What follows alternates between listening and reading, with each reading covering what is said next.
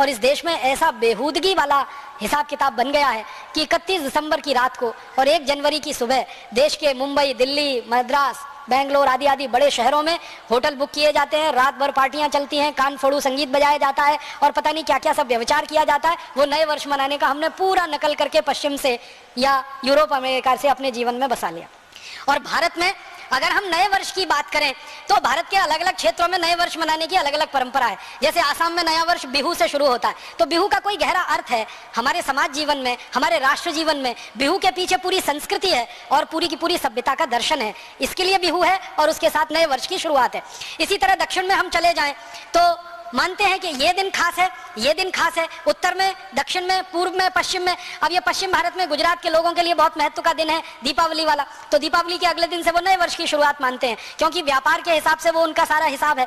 तो हर जगह भारत में नया वर्ष है, वो चाहे तमिलनाडु का हो, चाहे आसाम का हो, गुजरात का हो, या हमारे इधर लोहड़ी होती है पंजाब में, लोहड़ी से नए वर्ष की शुरुआत मानी जाती है। तो सब जगह कुछ ना कुछ विशेष आधार है और उसके पीछे पूरा दर्शन है। यूरोप और अमेरिका में तो न कोई आधार है न कोई दर्शन है, फिर भी हमने नकल करके 1 जनवरी को नया वर्ष मनाना शुरू कर दिया।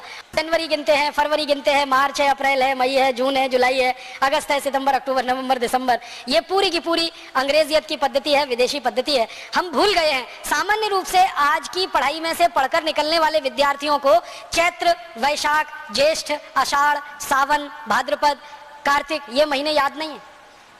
जनवरी, फरवरी, मार्च सबको याद। घरों में कैलेंडर भी ये जनवरी, फरवरी, मार्च के ही हैं। और इसको ज्यादा लोग कहते हैं कि बड़ी वैज्ञानिक पद्धति है। मेरे समझ में नहीं आया, रोमन में कुछ शब्द होते हैं जिनको इस्तेमाल किया गया है जनवरी, फरवरी, मार्च के लिए। अब इसमें जरा उल्टी बात करें, दिसंबर है, नवंबर है, अक्टूबर है, सितंबर है।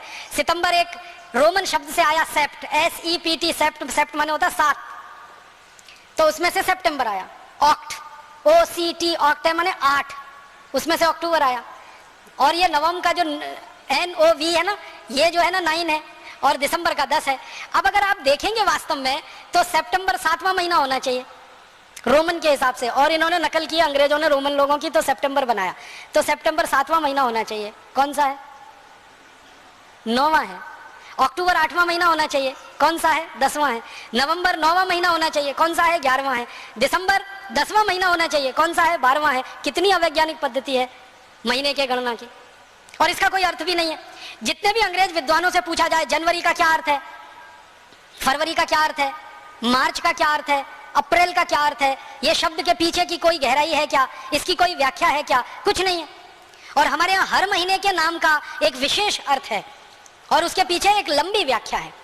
वो चाहे कार्तिक हो, चाहे भाद्रपद हो, चाहे सावन का महीना हो, श्रावणी हो, कोई भी महीना है उसके पीछे एक विशेष विश्लेषण है और एक लंबा उसके पीछे आधार है। अगर मैं उस विषय में जाऊंगा बहुत समय खराब हो जाएगा, लेकिन अभी संकेत मात्र में कह रहा हूं कि भारतीय गणना के हिसाब से महीनों के जो नाम तय किए गए हैं ये विशेष अर्थ वाले हैं। अंग्रेजी पद्धति से जो हम नामकरण करते कोई अर्थ ही नहीं है,